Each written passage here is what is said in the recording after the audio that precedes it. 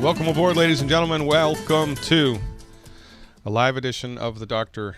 Glidden Show. 844-374-5433, 844-374-5433. Give me a call on that line, and we can talk about what you can do right now with science-based, clinically verified medical nutrition in order to get you into the game of healing and to attempt to cure your condition. And now the cure word is an interesting word to talk about. It's an interesting word to think about. I did a segment over the weekend on congestive heart failure, and Natalie Cole died way too young from congestive heart failure, and she's not alone. Hundreds of thousands of people over the decades have died from congestive heart failure, and nobody asks the question, why don't the MDs know how to cure it? Whenever somebody develops heartburn, nobody asks the question, why don't the MDs know how to cure it? Whenever anybody develops any chronic disease, any acute disease whatsoever, the exceptions here being infectious diseases, right? Bacterial infections, because the MDs know how to cure those most of the time. Bacterial, antibiotic-resistant bacterial infections, it's an entirely different subject. But in point of fact, nobody asks the question, why doesn't my MD know how to cure my high blood pressure?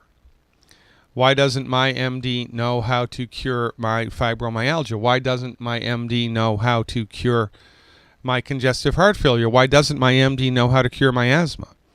Why doesn't my MD know how to cure my arthritis? Why doesn't my MD know how to cure my rheumatoid arthritis? Why doesn't my MD know how to cure my blood sugar issue, type 2 diabetes, type 1 diabetes? Why doesn't my doctor know how to cure anything? We don't ask this question. I don't know why. It's because, to a certain extent, I believe we have become enamored. We have become perhaps beholden. We have become brainwashed by the MD. And, you know, maybe there is a Russian mind control satellite, as George Norrie points out, is a reality. Maybe there is something insidious going on here behind the curtain that makes everybody just line up for the MD's Machiavellian, mediocre, monopolistic therapeutics that deliver less than perfect results all of the time, which are associated with bad side effects and are extremely expensive. But that's one thing. The other thing is, why don't we ask the question, well, it's the 21st century, ladies and gentlemen. This is the United States of America. This is Canada. This is the European Union. Why don't you know what causes these things? And why don't you even attempt to cure them? Because the medical doctors do not attempt to cure these illnesses. They do not. For goodness sakes. I've said it 1,000 times. I'll say it again. Your medical doctor doesn't know how to cure heartburn. How effective do you think they're going to be at being able to cure cancer if they don't know how to cure heartburn? Well, the answer is less than effective, and that's exactly what we have here. Arthritis, incidence of arthritis is rising. Incidence of congestive heart failure rising. Incidence of asthma. Incidence of everything. Chronic diseases are not going away. They're getting worse. Life expectancy is getting shorter. More and more people develop Alzheimer's all the time. More and more people are born autistic all the time. This while we've given exclusive dictatorial control of the medical marketplace to the MDs, and nobody asks the question, why do you guys suck as much as you do? Because I think we've been socialized to believe that medical school is only for the intrepid. Medical school is not for those faint of heart. Medical school is very difficult. You have to be top of your class, egghead A #1 in order to be a medical doctor. That stuff is extremely academically challenging, and those people have it dialed in. Well, they don't. People who go to school to learn how to do MD-directed medicine are not taught medicine. They're taught MD-directed medicine. They're taught how to deliver drugs and how to perform surgery, and the intention of the drug is not to cure the illness. The intention of the drug is to manage the symptoms. And because they've monopolized the medical marketplace for 100 years, because they've kicked the chiropractors off the bus, kicked the naturopaths off the bus, kicked the homeopaths off the bus, kicked the Ayurvedic practitioners off the bus, kicked every other medical practitioner off of the bus, because they have not let anybody else play. All that we have experience with is what they do, and we just think that medicine equals what the MDs do. And so when medicine fails, we don't blame the MDs, we blame the disease. Oh, it must be very complicated. Has to be genetic. Well, no, it's not. It's the methodology brought to the table by the MD. That's the problem. Nobody is questioning this. Nobody is looking at this. And not even the MDs. For goodness sakes, the MDs have swallowed their own propaganda hook, line, and sinker more than you have. Because when the medical doctor looks at their patient and sees that they don't know how to cure the heartburn, for goodness sakes, they are completely incompetent when it comes to cancer. Have no earthly idea what causes congestive heart failure. None whatsoever. When they see their therapeutics failing, when they see their ideation less than perfect, do they question? No. They write another script. Because they themselves think that, well, if we can't figure it out, nobody can. Meanwhile, the Ayurvedic practitioners have been curing this for centuries. Traditional Chinese medical doctors curing conditions for centuries. Naturopaths, homeopaths, we've been curing diseases for a long, long time. And yet to hear the medical doctors talk, oh, don't go to see that homeopath. It's quackery. Oh, no. Let's not go to those Ayurvedic practitioners. That's only the oldest system of medicine practiced on planet Earth. Let's not go there. They just use plants. Not drugs. Drugs is the only way, Dr. Huffenpuff says. You must use the drug. It's scientific medicine. It's rational medicine. It's the best medicine that money can buy. Well, money can buy it, but it's not the best medicine that money can buy. And the thing here is that we do not need to manage the medical system better. We do not. The medical system does not need to be managed, massaged, tweaked, upregulated, downregulated. Does not. It needs to be abandoned because it doesn't work, and we need a free medical market. We need to let the naturopaths practice in all 50 states. We need to have medical insurance pay for it in all 50 states. We need to have naturopathic physicians admitted to be able to practice in hospitals in all 50 states. We need to have the same for chiropractors, homeopaths, Ayurvedic practitioners, herbalists, everybody. Everybody who's licensed and regulated needs to be let into the playing field equally, but we are far from that, and this is why we suffer. And this deception, this socialization, this matrix is so deep that when celebrities, Danny Thomas, when Neil Armstrong, right, when our celebrities die at the hands of the MDs, nobody raises their arms in alarm. Nobody. So my suggestion, the next time you go to your medical doctor, well, don't. The only time to go to a medical doctor is if you're bleeding or have extreme pain that you don't know what's causing it. You, in point of fact, do need surgery. Right? You've fallen off the bus. Your car was hit by a train. Heaven forbid.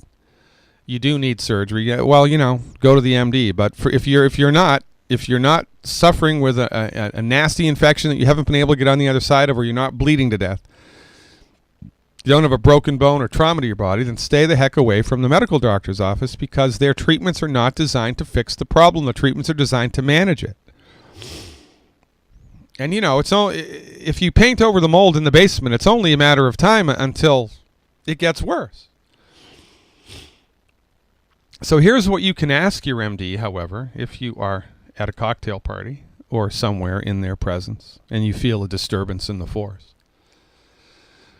Doctor, my sister, my brother, my boss, my somebody has asthma. Can you tell me what causes asthma and how to cure it? What's that you say? You don't know what causes asthma? Why in the 21st century have you no earthly idea whatsoever what causes asthma? And what are the side effects of your treatment? And how effective are the treatments? And what's going to happen over time when people take your treatments? How much money are you going to make from the application of this type of medicine? What do you make every year? I'd like to know what you made last year. What was your gross income? What was your net? What was your net income last year? I'd like to know. But we don't ask these questions because we cower in intellectual inferiority whenever we are in the presence of an MD, because we think that their you-know-what doesn't stink, and they're just human beings like you and I, and they have been trained, they have been brought up inside of a medical discipline which is insufficient to the cause. Your medical doctor may be the nicest person that God ever created, but they do not know what's best for you. They only know what they've been trained in. And they've been trained in an archaic, old-fashioned, outdated type of medicine called allopathic reductionism, which argues you cannot cure disease. You must simply manage it. The body is a bag of biochemicals waiting to break. And when it does break, the only option is to manage the symptoms with synthetic man-made drugs and surgery, more drugs and more surgery, more drugs and more surgery, until death do us part. And it does. Remember, the leading cause of death in the United States, MD-directed medical treatments, to the tune of 760,000 people a year, more or less. Leading cause of bankruptcy, MD-directed medical treatments. What's the most expensive medicine? The one that doesn't work. Enough of this nonsense, ladies and gentlemen. Pick yourself up, dust yourself off, and join me in the undiscovered country of science-based, clinically verified medical nutrition like James in California did. That's who we're going to talk to. Dr. Peter Glidden here. Thanks so much for clicking on the link. I appreciate your trust and your curiosity. Last year in the United States, we spent over $30 billion on nutritional supplements, and everybody's still sick. When it comes to nutritional supplements, the recipe is everything. All wine is made from grapes. There's a great deal of difference from bottle to bottle, depending on too many variables to count. It's the same with nutritional supplements. If you need to spend hard-earned money on nutritional supplements, which you do because medical insurance doesn't pay for it, did you ever wonder why? Well, that's the subject for an entirely different conversation. But in point of fact, our position is, in order for the body to work the way that God and nature intended it, there are 90 essential nutrients that need to be imported into it on a daily basis. These 90 essential nutrients are not all present in the food supply. You must supplement. It's mandatory. You must give your body the raw materials it needs every day to optimize its structure and function. You must give your body a fighting chance.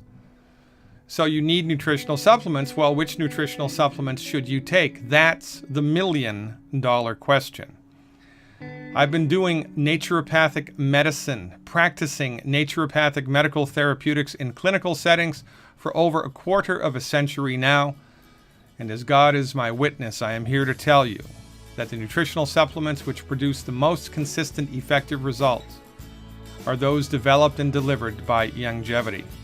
If you have finally snapped out of it and seen the light, if you are finally convinced that medical nutrition is what your body has been missing your entire life, and if you're ready to take a walk through the undiscovered country of science-based, clinically verified medical nutrition, then you need to try Youngevity's nutritional supplements, because they produce the most consistent results of anything I've ever seen.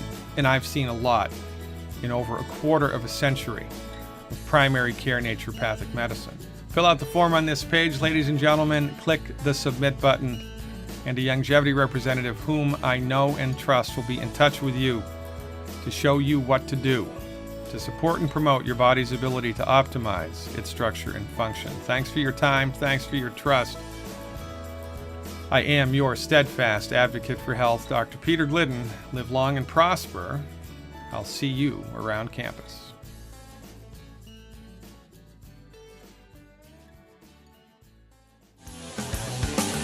Welcome back, ladies and gentlemen.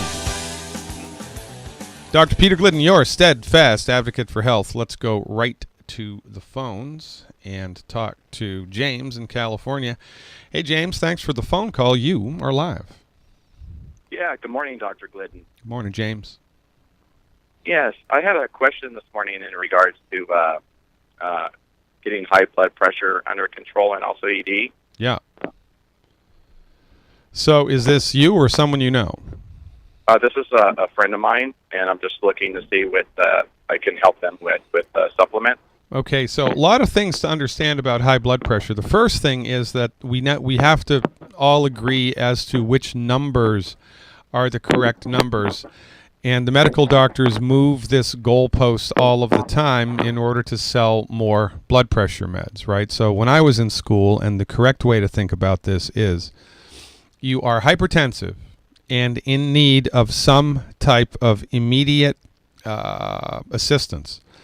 If you have 3 back-to-back readings, like, Monday, Tuesday, and Wednesday, or 8 o'clock, 12 o'clock, 3 o'clock, 3 consecutive readings, back-to-back readings, where both numbers are elevated above 140/90. Both numbers are elevated above 140/90. Medical doctors all of the time will prescribe blood pressure medication when just one of the numbers is elevated in just one visit to the doctor's office, and there's something called white coat syndrome, where people are nervous when they're at the doctor's office, and so their blood pressure goes up. And so they don't really have high blood pressure, but the doctor gives them, writes it on the chart that they have high blood pressure, and now they have high blood pressure. So 3 consecutive readings where both numbers are elevated above 140/90 means you need immediate assistance, pharmaceutical assistance or something. You need to do something in order to deal with it. Now, if just one of the numbers is elevated, or both numbers are elevated just one time out of 3, then you are borderline hypertensive, and in borderline hypertension, we can intervene with medical nutrition. And even if you are hypertensive and you are on meds or you need meds, then when you're taking the medication to lower the blood pressure, you must do medical nutrition at the same time in order to try to get to the root cause of what caused the high blood pressure in the first place. Remember, the medical doctors don't know what causes high blood pressure. Imagine that. And so their treatments are designed 100% to symptomatically manage the problem. It's the management. It's not a healing. It's not curing. It's management. So there are 2 things to consider when somebody is either borderline hypertensive or de facto hypertensive. The first thing to consider is that they don't have enough calcium. They don't have enough magnesium. In order for there are little muscles in the arteries of your body, and in order for the muscle and those muscles constrict and relax in order to help the heart pump blood. They need to have sufficient amounts of minerals in order to constrict and relax, especially calcium and magnesium. So if you're deficient in minerals, what will happen is the muscles will constrict, but they won't relax. And when that happens, you have high blood pressure.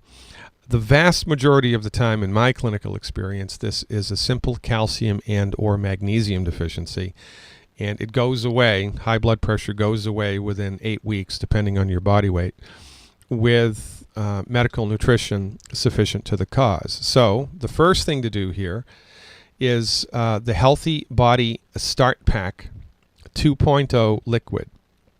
One of those, it's a Healthy Body Start Pack 2.0 liquid. One of those per 100 pounds of body weight per month. 1 bottle of plant-derived minerals per 100 pounds of body weight per month. And then 2 extra bottles for 2 months of Beyond Osteo FX, which is the liquid calcium, magnesium, multiple mineral supplement. Now, 1 bottle of the calcium Beyond Osteo FX is in the Healthy Body Start Pack. But because we're attempting here to intervene with, an illness, then the recommendation would be to give extra calcium, extra magnesium, extra minerals. And we do that with 2 extra bottles of Beyond Osteo FX a month. That's what I would do for the first 8 weeks. If that does not produce results, if that therapy does not normalize blood pressure inside of 8 weeks, then we have to consider this is a kidney issue, not an artery issue, but a kidney issue. These are the 2 main operative causes of high blood pressure, not a problem with the muscles in the arteries. They have constricted, but they can't relax, and or peripheral arterial disease in the kidneys, which has been undiagnosed. This is the buildup of plaque and crap in the eeny-weeny taint of blood vessels inside the kidney. We're up against a hard break, James. When we come back, I'll tell you what to do for that. Ladies and gentlemen, I am Dr. Peter Glidden, your steadfast advocate for health. Thanks for tuning in and turning on. If you are sick and tired of feeling sick and tired, if you are finally finished with expensive and ineffective MD treatments, and if you are frustrated with not knowing which nutritional supplements to take, you have come to exactly the right place. We are here to help. Log into eiffelhealth.com, click the contact button, and someone who has been working with Dr. Glidden will contact you and show you exactly what to do to recover your health. Go to eiffelhealth.com, that's eiffelhealth.com, and click the contact button now. So there's an active live chat here in the chat room, an active live chat that you can avail yourself of. You can also watch the live video stream of this radio program by going to my website, glidden.healthcare, and becoming a Dr. Glidden advocate. It's a monthly subscription, $20 a month, and it gives you immediate access to all kinds of really great stuff that you can use to educate yourself how to get into the game of healing, how to attempt a cure.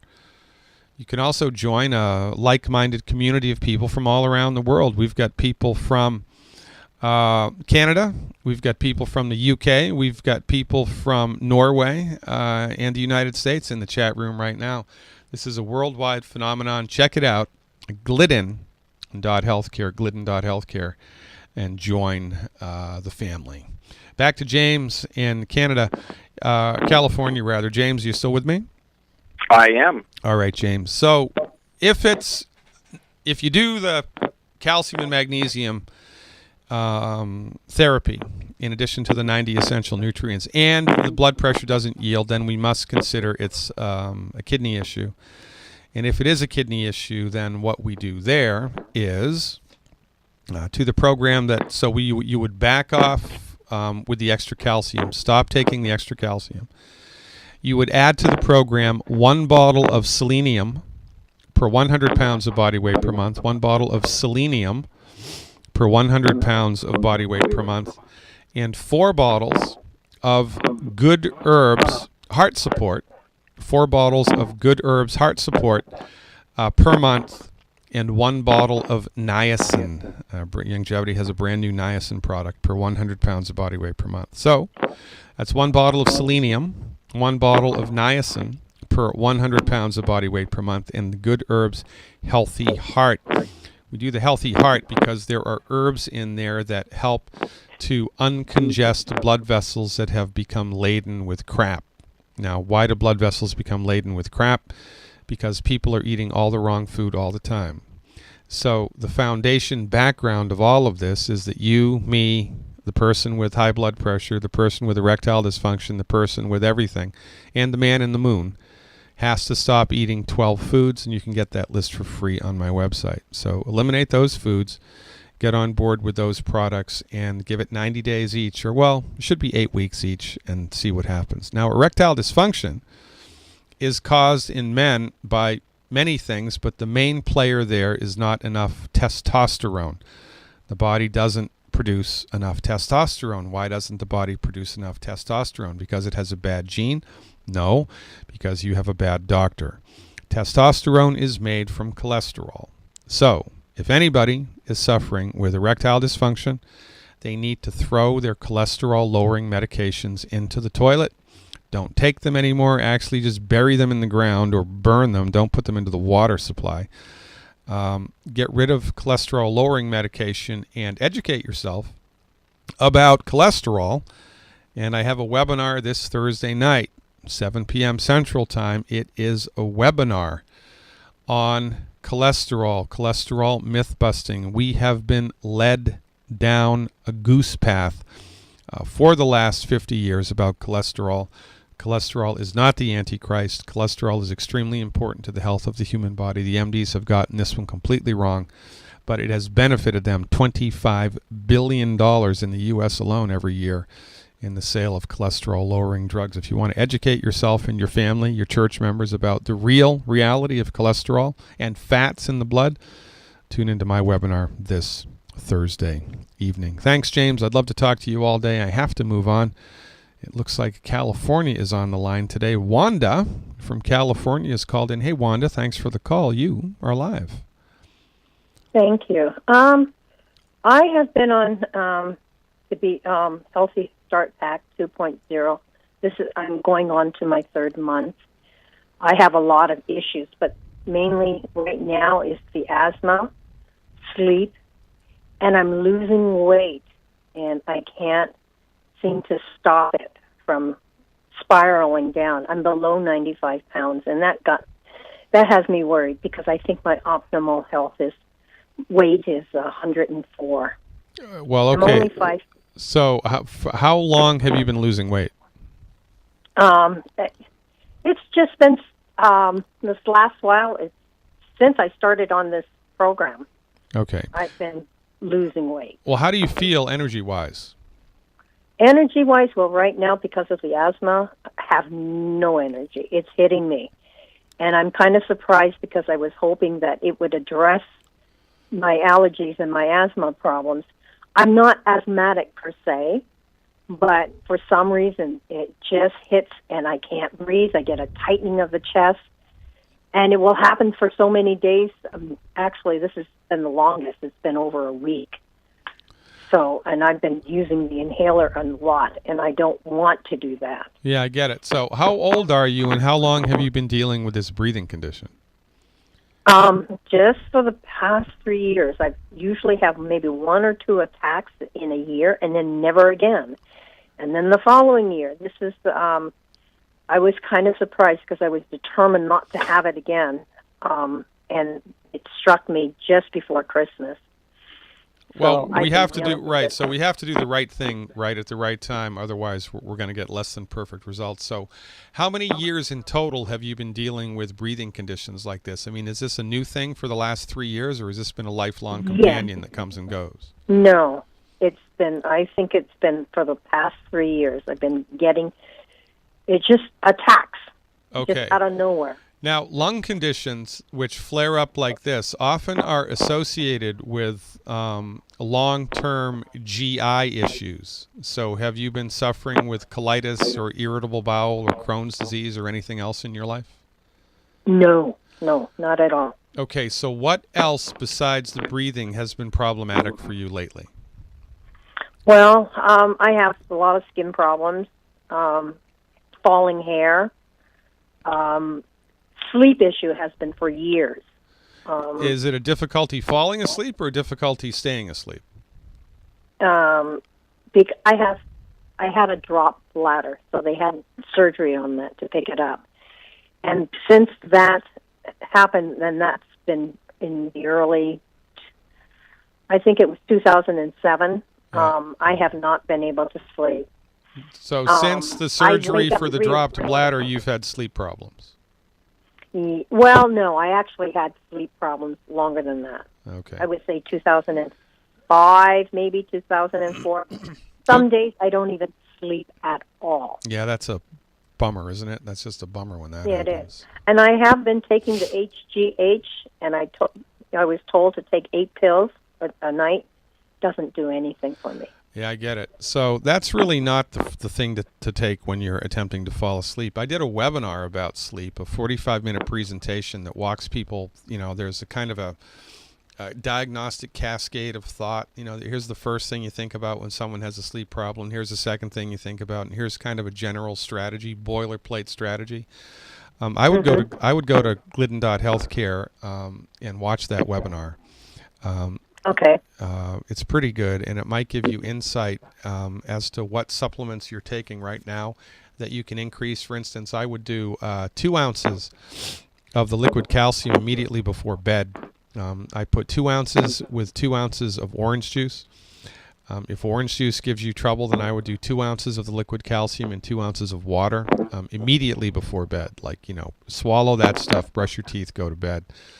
See if that makes a difference. You also want to look to see if there's a blood sugar issue involved here by adding sweeties, but my webinar talks about that. It also gives you a breathing technique that you can experiment with to see if it helps to drift you off into the land of Nod. Now, the lung condition, however, is interesting, right? So do you have your gallbladder? Yes, I do. You do. Okay. How many EFAs are you taking a day? EFAs, I'm taking 3. Okay. So here's what I would do as an experiment for 4 weeks in a row. I would do 2 EFAs with breakfast, 2 EFAs with lunch, and 2 EFAs with dinner. Okay. Because the lungs need more essential fatty acid. And when we have an arthritic problem, we think calcium and magnesium and minerals. And when we have a lung problem, we think omega-3 essential fatty acids initially. There's other things to think about, but that's where we go first. So I would take 6 EFA plus a day for 4 weeks and look to see whether or not that helps to settle things down. Are you simply just not eating as much as you used to eat before? I think I eat more, because even though I'm drinking a lot, but most of the food intake that I have, I would say maybe one meal would be solid, but I have liquid greens that I drink. It's about 15, equivalent to 15 servings of green vegetables and fruit. Okay, And so then, all right, so this is an interesting thing to think about, right? Because it doesn't make sense to me that when you are nutrifying your body with the Youngevity line of products, that you should have experienced no noticeable change in your energy at all. Usually, right, with most people, the first thing to bounce back is their energy. And that's the first thing that bounces back. So when people are taking the Youngevity stuff and there's no change in their energy whatsoever, then I have to think of something else going on. And the first thing to think about is a food allergy. So what are the most common culprits inculcated with food allergies are any concentrated food substances. So in the Youngevity stuff, there is concentrated fruits and vegetables. In the green product that you're taking, there's concentrated fruits and vegetables. I would, as an experiment, for 7 days, I would eliminate the greens completely, and I would just do the Youngevity, and then see what happens to your energy. And if there's been no noticeable change in the energy whatsoever, I would stop taking the Beyond Tangy Tangerine for 7 days, and additionally stop taking the greens for 7 days, and see if your energy bounces back. Because you may have a hidden, undiagnosed food allergy, and that's what's making you tired all the time. It just doesn't make sense that you would be taking all these nutrients into your body and still be fatigued. It doesn't make sense at all. Well, I think the fatigue is mainly due to the asthma. Without the asthma, I'm fine. So it's only when the breathing becomes problematic that your energy goes downhill? Yes, I have no energy. Okay. It's even an effort to get up. Okay. So 2 EFA plus 3 times a day, and at your body weight, I would get 2 bottles of Good Herbs Respiratory Support, 2 bottles of the Good Herbs Respiratory Support, and I would take a half a teaspoon twice a day. A half a teaspoon twice a day. And I would do that for 4 weeks to give your lungs a little bit of an extra boost here. And also just look to see, okay, if there is a food allergy present, then within 45 minutes to an hour of eating something that you have an allergy to, your energy bottoms right out within 45 minutes to an hour. So look to see if after you take the green drink, or after you have breakfast, lunch, or dinner, or after you do something, that your energy bottoms out. And if it does, it's probably related to that last thing that you put into your system. Like you said, it might have nothing to do with it, but we don't want to overlook the obvious. In the meantime, Wanda, more EFA Plus and the Good Herbs Respiratory Support. Give me a call back, ladies and gentlemen. Thanks for tuning in and turning on. In 2016, you need to ask yourself the question, do you want to play the game of healing? Do you want to take a walk through the country of curing illness, medical nutrition? If you do, if you're sick and tired of being sick and tired, if you're sick and tired of being let down by conventional medical doctors and taking prescription medications, you know what, over elbow, all of the time, and getting worse and worse, then go to glidden.healthcare. Become a Dr. Glidden advocate and educate yourself about what you can do to fix it. Let's go to Sarge in Ohio. Hey, Sarge, welcome aboard. You are live, and Happy New Year to you. I was going to say, Happy New Year to you, Dr. G. How's everything going? Well, God willing and the creek don't rise, things are getting better here every week. I'm very optimistic about 2016. More and more people with big megaphones around the world are starting to come over to our side of the fence here. So I think we're going to see a substantial rise in our followers this year. I'm very excited. I think you're right. Hey, I've got a lady, 5'8", 235, who's been diagnosed with extremely high copper, possible Wilson's disease. Wilson's disease, Also yeah. High copper, yeah, okay. Yes, she's got low thyroid, low blood pressure, and low body temperature. Well, that would make sense to me because copper and selenium have an intimate relationship, copper and selenium. And in order for you to have optimal copper levels, you need to have enough selenium in the body and vice versa. If you have too much of one or not enough of one, you're going to have too much of the other. So the first thing to consider if you don't have enough copper is not enough selenium, which is interesting because selenium is of maximum importance for thyroid health, right? So if somebody runs out of selenium, it's only a matter of time until their thyroid goes south. This person's thyroid already has gone south and they have high copper levels. Those are two nails in the coffin for the diagnosis of a selenium deficiency. Now, the medical doctors will tell you that Wilson syndrome is an inherited disorder. It's an autosomal recessive disorder, and that if both parents have it, you're going to have it, and that's just the way that it is. I'm not sure about that. The field of genetics is changing before our eyes, and genetics is being replaced by epigenetics, right, which is the relationship between nutrients and gene function. So I would gainsay that the reason that this person can't get rid of copper is really not because of a bad gene, but because of nutrient deficiencies, which may have led to, a malformed gene. So in any event, the recommendation here would be I would give them 4 bottles of selenium a month in addition to the 90 essential nutrients. That's it. Simple 4 bottles of selenium a month. I would counsel them, of course, to take the selenium supplement and the mineral supplements away from a meal that has phytates in it, or between meals would be better. And, of course, they have to eliminate the 12 bad foods. Now, when we're treating stuff like this and or things like iron deficient anemia, right, where there's really the operative cause here is a nutrient deficiency, big time, then usually we see a really nice improvement within 8 weeks. So I would anticipate that things would roll around nicely for her in 8 weeks. Does she have vitiligo? Do you know? She hasn't mentioned it. The biggest concern they had was that possibly any copper that we have in the products might add to the problem that she's got with the increased copper levels. But I'm inclined to agree that the selenium is what's missing to bring those things back into. Yeah, and this from our point of view, this is not happening because of an excess of copper. This is happening because of a deficiency in other minerals that the body needs in order to maintain proper copper levels. It's the same thing with many different types of anemia. You don't just need iron. You need all 90 essential nutrients in order to help the body metabolize and stabilize the iron that it has. So it's not as simple a situation as just eliminating copper.